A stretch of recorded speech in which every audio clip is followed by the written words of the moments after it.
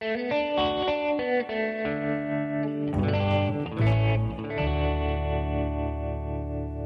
is History for Cocktail Parties with hack historians Thornton Kennedy and James Ottley.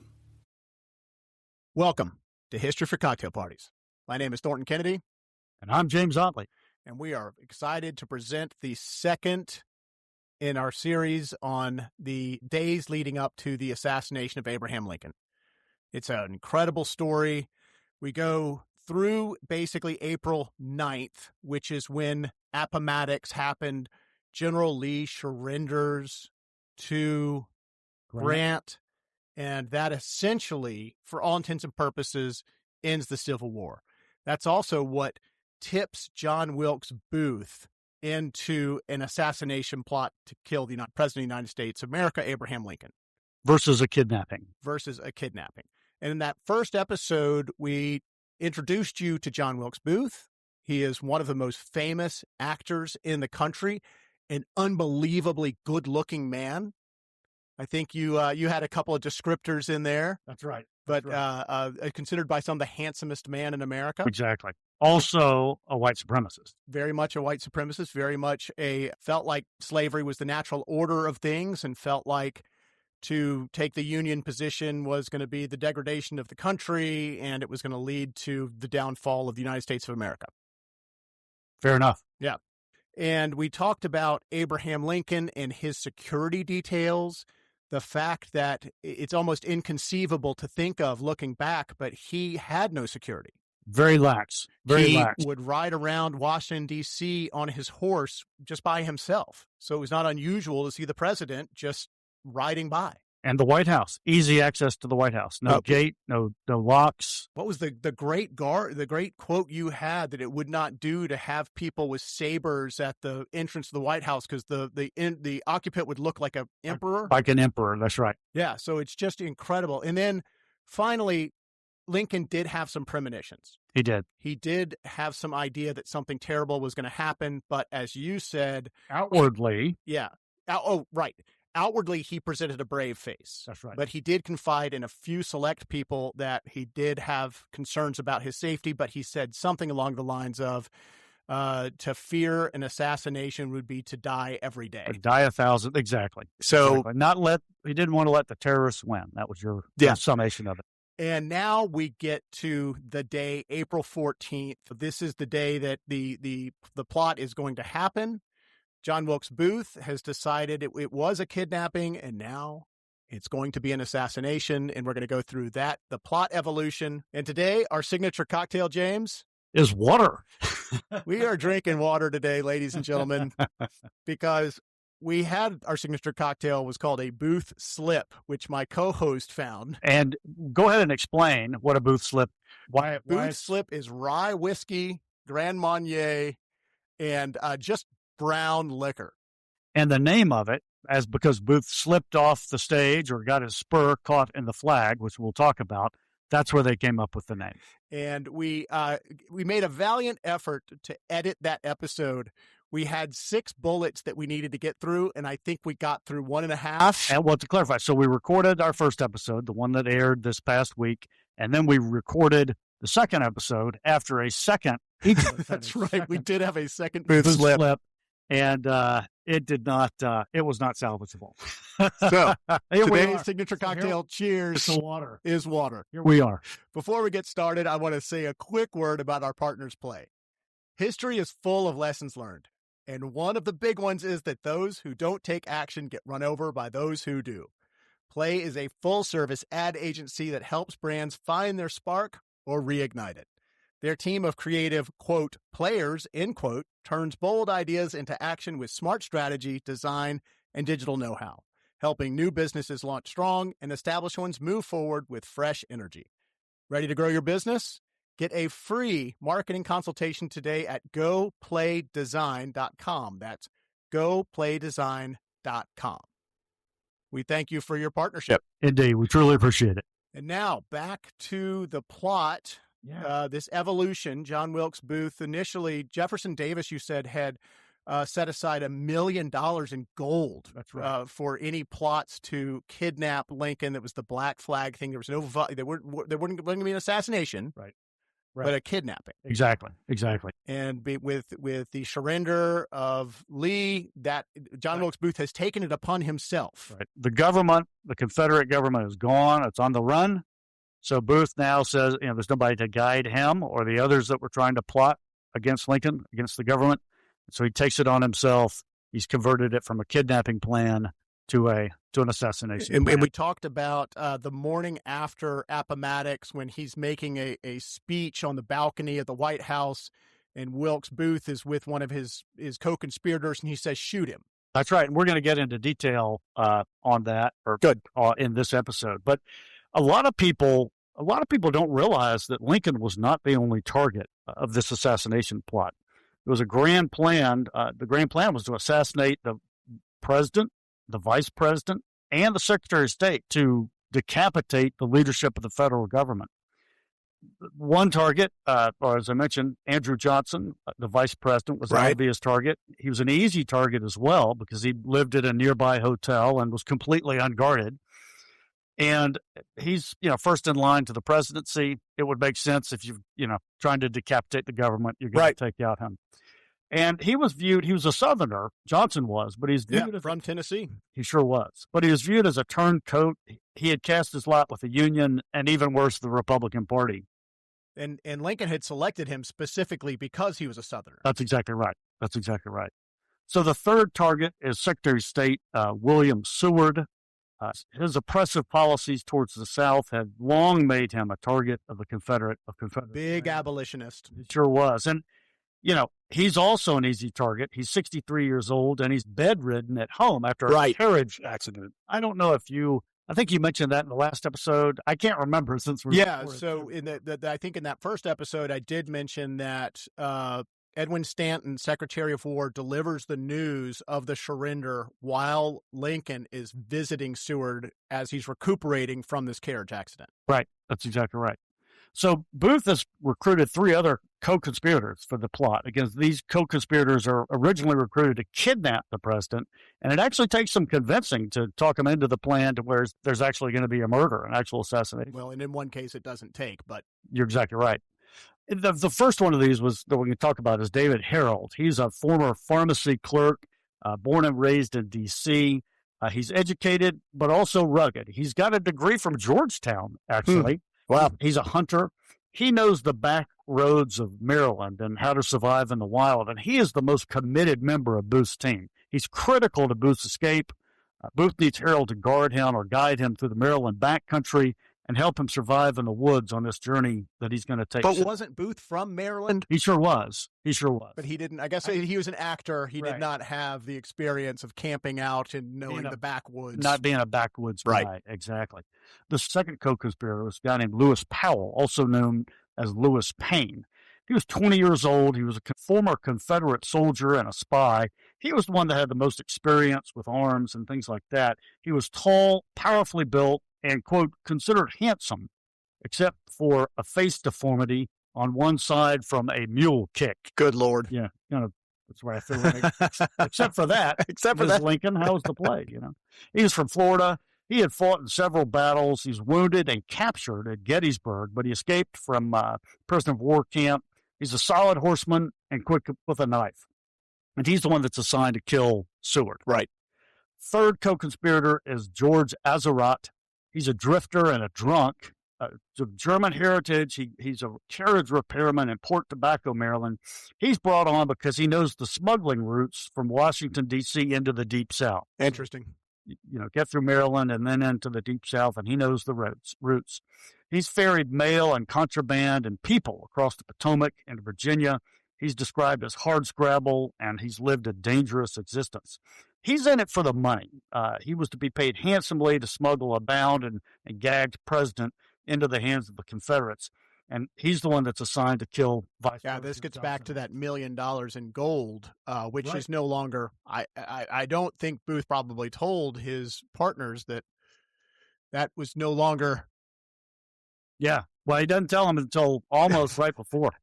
So Booth is a meticulous planner. We talked about a little bit, maybe in our first episode, that he's choreographing this plot. Right. Like this is a show. like this is a big Broadway to show do. almost. We talked about the fact that an assassination where it's, that you're hiding out and you pop out of the bushes and then run away. No, he wants attention. He wants this to be a big to do. So he's got this thing planned out. Exactly. And so on Like a April play. 10th, this is a couple of days before the assassination, he scopes out his getaway route. He's got several possibilities. The first is the Georgetown Aqueduct. It's about 1.5 miles from the White House. The second is Long Bridge, 3 blocks from the White House. The third is Bennings Bridge on the east side of town. But all of these lead into Virginia. And there's a ton of roadblocks and a ton of Union soldiers in Virginia right now because Richmond has just fallen. Right. And Petersburg has fallen. And so there are troops, Union troops all over the place. The fourth option, the last one, is Navy Yard Bridge, which is on 11th Street. And he goes ahead, he chooses Navy Yard Bridge because this one will take him into the back country of Maryland. Right. And the problem, and Right. Maryland is it's his country. It's also where, Dr. Mudd lives. We'll talk about that later on. And also It's also south of the Mason-Dixon line. Yes, indeed. It sure is. The only problem with this bridge is that it's manned. There's a sentry there. And so there's no traffic in or out after 9 o'clock. And we talked about Maryland is safe ground for Booth. That's where he wants to go first. It's south, as you said, south of the Mason-Dixon line. It did not secede from the Union. It's a border state, but it was still a hotbed of secessionism. Right. Yeah. And it was basically a Confederate state that did not leave the Union. The thousands of citizens there that joined the Confederate Army, full of rebel spies and couriers. There were multiple Confederate schemes that came out of Baltimore. One which you, Thornton, mentioned last time. The Baltimore plot? That's exactly right. Aptly named. Came from out of and happened in Baltimore. And tons of people have attacked Union soldiers in Maryland. Or in Baltimore. And so, as I said, it is safe country for him. He has certain people, if he gets to Maryland, that people will shelter him and help him on his journey to the Deep South. And you even mentioned he grew up in Maryland. He grew up in Maryland. Yeah. And one of the co-conspirators who you haven't mentioned is Surratt, S-U-R-A-T, and his mother has a tavern, which is going to be his destination where his guns and supplies, all that stuff. So he has to get to Surratt's in order to... Exactly. Which we'll cover more in our episode on the manhunt, for sure. Right. So there were actually 2 impromptu or unscripted attempts by Booth to kill or at least harm Lincoln at the inauguration. At the inauguration, Booth lunged at Lincoln. He didn't have a gun or a knife on him, but he lunged at him. And this is recorded. An officer, John William Westfall of the Washington Metropolitan Police, grabbed him hard and pulled him back, and apparently Booth resisted. But Westfall did not arrest Booth or even pull him aside for questioning. He accepts Booth's excuse that he stumbled. And I guess he figured, arresting a celebrity. Right. You wouldn't arrest George Clooney. Right. Like Booth, would have caused him problems, and the war's over and he just didn't deal with it. So that was one attempt there, kind of an impromptu attempt. And we mentioned, or maybe we haven't mentioned, but there's actually a picture.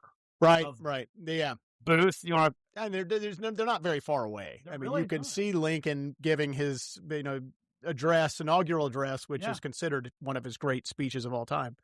And Wilkes Booth is just, right over his shoulder. Right. I mean, it's not that close, but it's probably, close enough to take action. 10 feet, 15 feet, something like that. We should post that. We should definitely post that picture because it is surreal. You need someone to circle each of them because they're just teeny tiny little dots, but we'll put it up. So the second unscripted attempt was on April 11th, and you referenced this a little bit earlier. Booth brings Harold and Powell to the White House lawn where Lincoln is standing in a second-story window giving a speech. He's talking about Appomattox. It's just surrendered 2 days before. And at this point, Booth has not told the conspirators yet that the plan has changed from a kidnapping to an assassination. He's brought them here to hear the speech. He's hoping that it'll fill them with rage because Lincoln, in this extraordinary speech, is talking about suffrage to African Americans who fought for the Union. And Booth says, as you said, shoot him right now. Put a bullet in his head to Powell. And Powell is armed, but he refuses to draw his weapon because he doesn't want to offend Booth, but also he doesn't want to get ripped apart by the crowd. And so Booth thinks about grabbing the pistol himself, but he doesn't do it. That was one more time when it was kind of an impromptu. And I'm going to work in a kidnapping plot, which is fascinating to me. It backs the timeline up a little bit, but if y'all stick with me, on March 17th, Lincoln was scheduled to attend a play at Campbell General Hospital. Do not ask me why there was a play at a hospital. I do not know. Booth was living at the National Hotel at the time, and he, as an actor, had established, he had mapped it out, and he was going to kidnap Lincoln from that play. Lincoln instead chooses to attend a ceremony at the National Hotel. John Wilkes Booth was not at the National Hotel because he was at the hospital anticipating and kidnapping Lincoln. Wow. So if Lincoln had gone to that play, perhaps John Wilkes Booth would have been successful, maybe. But had he just stayed home, Lincoln would have been in the lobby of his hotel. Crazy. I know. Crazy. I think you had one more thing we maybe talked about offline, where where Lincoln's hat was. I think we discussed that in the first episode. Okay. He was visiting the soldier's home, and there was a report in the distance, and they found his hat in the middle of the road with a bullet hole in it. Crazy. Crazy. All right, so we're coming back up to April 13th now. The day before the assassination. Exactly. City of Washington has planned what they call a grand illumination. It's a celebration. They're going to have this grand illumination of all the buildings. Right. They're going to light up all the buildings. The Willard Hotel is going to be illuminated with the word Union. There's going to be a competition among the buildings who can have the most brilliant decorations. There are going to be fireworks. They've been celebrating all week, but this is going to be a really, really big night. Now, obviously, there's no electricity, so all of this is being done with gas, kerosene, and oil lamps. There's fireworks. Seems like a perfect opportunity for a huge fire. Right. Hopefully, some of these buildings have insurance in anticipation of that possibility. And hopefully, if they needed insurance, they would have called Sterling Seacrest Pritchard, one of the Southeast's largest privately held insurance brokers, and quite possibly the only agency brave enough to tackle everything from construction mishaps to healthcare misadventures, logistics disasters, real estate whoopsies, and even ransom notes from hackers who apparently have never heard of two-factor authentication and, of course, fires. When it comes to your home, your business, and all the weirdness life can throw your way, SSP has you covered, usually before you even realize you need it. For a friendly guide through, wait, that can happen, to, do I need a lawyer? Call 678-424-6503 or visit sspins.com. That's sspins.com. And of course, those are our partners, Sterling Seacrest Pritchard, and we very much appreciate their support. We sure do. All right. Back to April 13th and this grand, very hazardous illumination. So, there are going to be tons of people in the streets. Booth, thinks, God, this would be a great time for three people to slip away into the darkness, all of these crowds. And he also figures the odds of Lincoln not going out at the grand illumination party are very small. And he's probably figures Lincoln's probably going out to the theater or to a party or multiple parties. And he figures he's going to be making public appearances. So Booth decides that April 13th is going to be the day. That's going to be the day. And that's wild, man. Yeah. Yeah. And so he convenes a midday meeting of the co-conspirators at the Herndon House Hotel, a few blocks away from the White House. And he tells them about the new plan and that today is the day. And when Azeroth hears that it's no longer it's not a kidnapping, it's assassination. Yeah, he wants out. It's a totally different plan. Yeah, But Booth needs Azeroth. We mentioned that he can't do without him. He's the backcountry guide. And not only you said this earlier, but not only is it no longer a kidnapping, but it's a three-person. I mean, you're going to kill three. Exactly. It's not just Lincoln. Right. Completely different plan that John Wilkes Booth has come up. Right. So Azeroth says, "Look, I don't want any part of that. I'm backing out." And so Booth says, this is pretty ingenious and sinister. He says, "Okay, well, I mentioned that he's a meticulous planner, right?" Yeah. So he says, "Okay, well, you had better come along then and get your horse." Well, the problem with that was that Booth and Azrot had shared rented horses from time to time, which Azrot thought was just a nice gesture by Booth.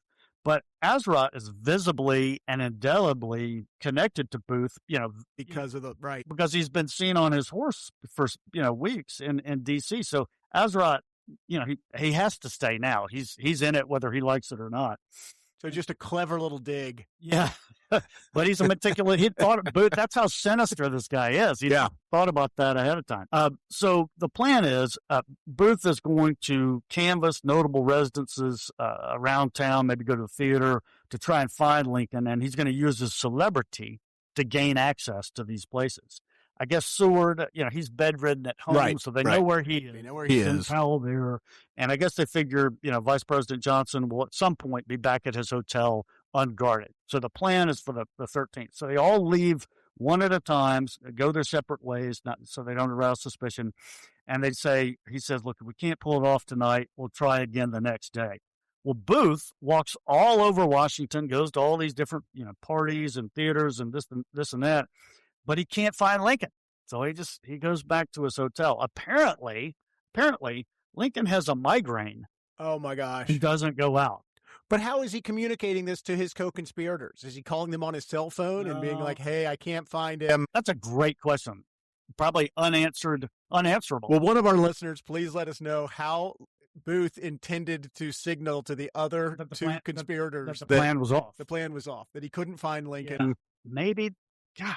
That's a great question. And then you're going to get into this, but the Ford's Theater thing is just completely accidental. Yeah, I will. It's so crazy. So crazy. Interestingly, little side note of history, there had been another co-conspirator named Mike O'Laughlin when the plan was a kidnapping plan. Huh. Yep. And he had dropped out after one failed attempt of the kidnapping or trying to kidnap Lincoln. And Booth this was a month or so ago, Booth went to see him in Baltimore and try and recruit him again for the new plan. And he must have told O'Laughlin about the general timing of the new plan, because O'Laughlin comes to Washington on the 13th to warn the authorities. And he actually... Wow, you're kidding.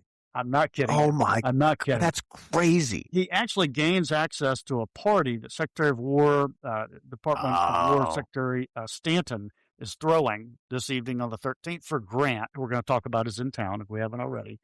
And he actually stands behind Stanton and Grant, but loses his nerve. Oh, no. To tell him about it, because if he tells him about this plot that that's going on. I thought you were going in a totally different direction. I thought you were going to say he told Edwin Stanton, and Stanton just, yes. And then, wow.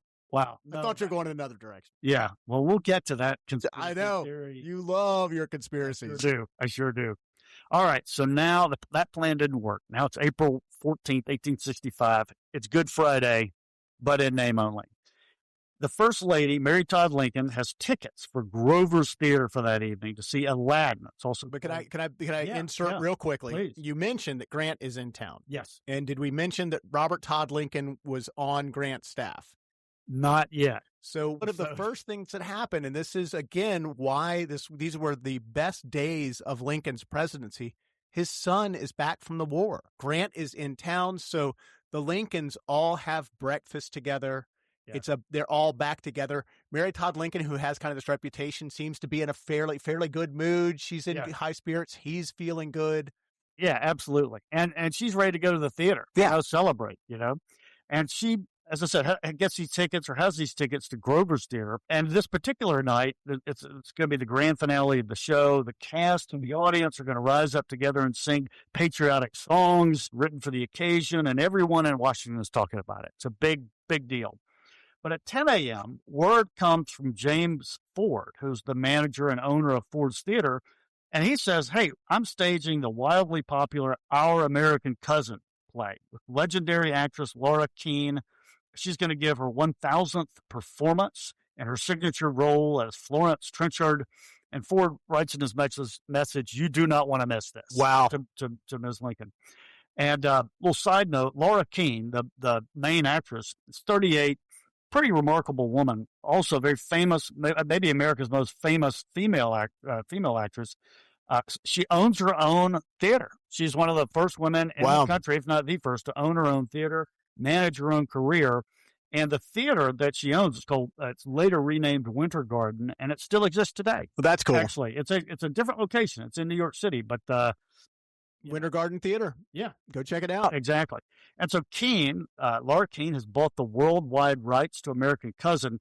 And because of her, it's become a blockbuster play, the first blockbuster play in the United States. Wow. And kind of another little side note, Our American Cousin was performed in Chicago in May of 1860, the same night and just down the street when Lincoln was confirmed as the Republican nominee for the president. So it's in a kind of a eerie way, it's a bookends. That's crazy. Yeah, so that's crazy. Mary Lincoln changes her mind, tells her husband she wants to see Our American Cousin instead. Lincoln sends a message to Ford's Theater a little bit after 10:30, requesting the presidential box if it's available.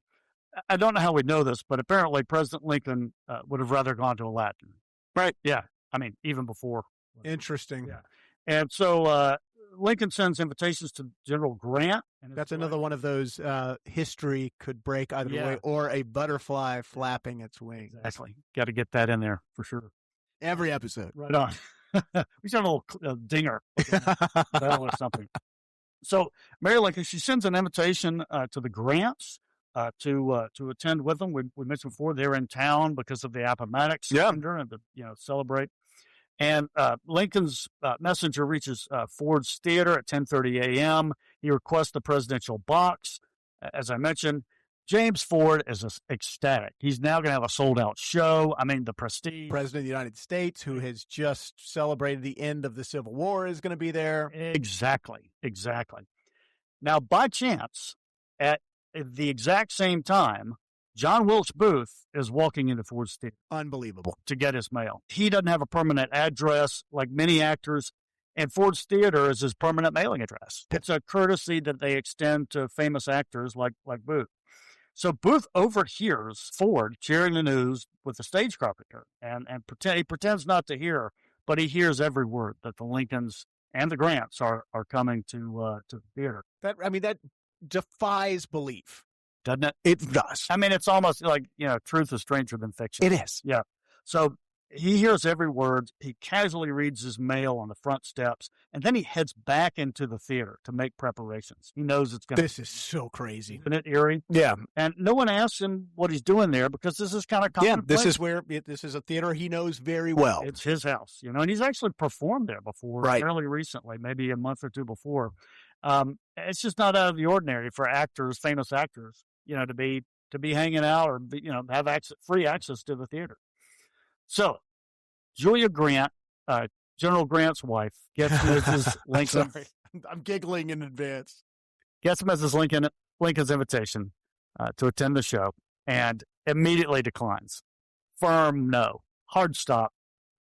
She thinks Mary Todd Lincoln is unstable and a gossip, and she doesn't want any part of this. Unbelievable. She sends back a message that the Grants are leaving town that afternoon.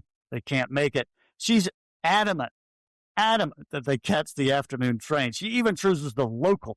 It leaves at 6. just so she's not lying. Exactly. So, which it leaves at 6 p.m., which means they can't go to the theater. This train takes 13 hours longer. The faster option is the express, but it leaves in the morning, and that would mean a night at the theater, with the Lincoln. And we wonder, kind of we posit, would that have mattered? Had the Grants? Well, this is one of those contradictions, because I had read that John Wilkes Booth knew that Grant was going to be with the president, and that part of his plan was to pull out a dagger and then stab Ulysses S. Grant, so it would be a twofer. Yeah. Yeah, well, I guess he knows. I guess that's a vulgar way to put that. Right. He knows that because I guess he hears when Ford tells. Right. Well, no, he doesn't know. So that's my point. Is she didn't issue that, or maybe it had been told in advance that they were going to invite the Grants. Here's how I think or I think I looked into that. I actually looked into that. It was in the afternoon papers. Okay, so it was in the afternoon. Oh my, how embarrassing for the Grants. Their names were in lights. Yeah. But think about that, James. You had the President of the United States and the General of the Union Army together at Ford's Theater. I mean, of course Ford put that in the paper. Yeah, exactly. So, as I said, she's she's not going. And so Lincoln actually gets that message and tries to change Grant's mind. During the cabinet meeting, there's a cabinet meeting going on, and Julia even sends Grant a note that says, hurry up. Do not, under any circumstances, Exactly. fall prey to this. I do not want to hang out with Mary Todd Lincoln. Exactly. Brutal. So after Booth leaves Ford Theater, he walks over to the Herndon house, meets with Lewis Powell, one of the conspirators, to discuss evening plans. He goes to the stable. He rents a horse. Side note on the horse, it can't be tied up. It has to be held by somebody. So that adds, and he's got to now get somebody to hold his horse while he does. Right. So there's that's a great. We'll get to that. Yeah. So that afternoon, Booth sits down. He writes a letter to the newspaper, the National Intelligencer, outlining what he's about to do. Again, just a sinister guy. I mean, we know that, but a meticulous plan. He signs his name and also that of Powell, Azrot, and Harold. So he includes them. He includes all the co-conspirators. Yeah. And again, it's a flourish. Yeah. He wants the acclaim. He wants the accreditation. He really does think that this is going to reignite the Civil War. That's right. And I think with this act, he knows, or maybe he might disclose if they're about to back out later on. He might say, well, you're in it. You're in it. You're in it either way. So and you had said in that first episode there were approximately 150,000 soldiers still in the field in between Washington and Texas. It was North Carolina, Texas. Yeah. So there were still soldiers that were in combat positions, so to speak, in the South that could rise up and continue the war if. Yeah, they had not yet surrendered, but were about to. Right. Yeah.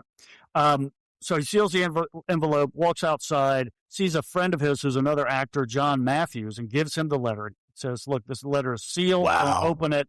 And it gives him specific instructions. He says, mail it the next morning unless he finds them before 10 a.m., then give it back to him. This also is a dirty trick because Matthews will be on stage at Our American Cousin, and this will implicate him. Oh, my Lord. God, he is so sinister. So what happens? So apparently Booth had asked Matthews, this guy, to be in the conspiracy, and Matthews had said no. Oh, my Lord. So this is just payback. Unbelievable. Yeah. So Booth actually sees General Grant and Mrs. Grant leaving town. They're in the carriage headed for the train, and he rides up next to them and stares in the window. And they think this is strange, but they don't. Julia did not know who it was until the next day. But so he realizes they're not going to be there. I think he's relieved because Grant might have had a security detail. And Grant held that he would have prevented the assassination. I'm sure he would have. Or done, and he probably would have been better at it than Rathbun's attempt. So Booth goes to the alley, has his horse, goes to the alley behind Ford's Theater, practices racing his horse up and down the alley. Really? His getaway plan. Interesting. And goes back to the National Hotel, gets a drink. Meanwhile, it's kind of a regular day for Lincoln. It's about 3:30 is where we're getting to right about now. President Lincoln is with his bodyguard, William Crook. They're walking down Pennsylvania Avenue back to the War Department for a second meeting. He tells Crook, I believe there are men who want to take my life, and I have no doubt that they will do it. So at this point. Again. Yeah. And he says, but if it's to be done, it's impossible to prevent it, right? Crook says, look, I've already told you shouldn't go out. You especially should not go to the theater. So he in addition to being a good security guard, I guess he had premonitions as well. Lincoln invites Secretary of War, the War Department, Edwin Stanton, and also a telegraph chief, Major Thomas Eckert, who was a big man. He was known, he could break fire pokers on his arms. What? They both, good Lord. They both say, no, they can't go. What if they had been there, Lincoln tells Crook, look, I don't want to go. Late afternoon, the Lincolns, they take an open carriage ride just to spend some time together. So at this point, around 7 o'clock, I guess it is, Lincoln's bodyguard for the evening shift takes over this guy named John Parker. He's a drunken slob. Right. How he got to be a presidential bodyguard, nobody knows. Need to look up who his parents are. I tell you, he's been disciplined for, among other things, swearing at supervising officers, being drunk and disorderly in a house of prostitution, and sleeping on duty. But he's been acquitted of all of these charges by the police board for some reason. And he's going to protect the president. Well, he's supposed to protect the president. And so I mentioned that the Lincolns take an afternoon carriage ride. That afternoon carriage ride gives Mary Todd Lincoln a headache.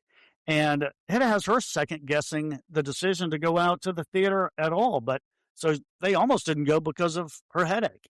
Wow. Lincoln feels obligated to go. He might have felt differently if he hadn't missed the grand illumination. Interesting, because he had the migraine the night before, staying home twice. And he had that kind of mental thing after the Baltimore plot where he really felt a need to be out in the public. Absolutely. Didn't want to be a coward. Exactly. And also the grants, he knows the grants aren't going, and that means Lincoln needs to, he needs to be out there for his constituents, because they'll be greatly disappointed if both of America's most famous people fail to appear. They invite minor diplomat Major Henry Reed Rathbone and his fiancee. The Rathbones. I mean, talk about falling into history. Yeah. They were like number 5 or 6 on the list. Exactly. And his fiancee, Clara Harris. Mary's fond of Clara, almost like a daughter. And they're young, right? They are. Yeah. They are. And so anyway, the play starts at 8 p.m. And that's where we're going to leave it. So tune in next episode when we get to the events of April 14th. It's incredible. I especially am fascinated with the steps that John Wilkes Booth took prior to his attempt. There are all kinds of stories that are just insane. And one or two things that might even lead into a conspiracy theory. One or two. So join us next time and we'll wrap up the events leading up to and the actual assassination of Abraham Lincoln. And if you enjoyed our episode, please consider leaving us a comment. Please do. We are on social media, all of them, from the TikToks to the Instagrams. So check us out anywhere you get your podcasts and anywhere you're looking at your socials. You just sounded really old there, Thornton. Thank you. The TikToks. Anyway, thanks for listening. We truly appreciate it.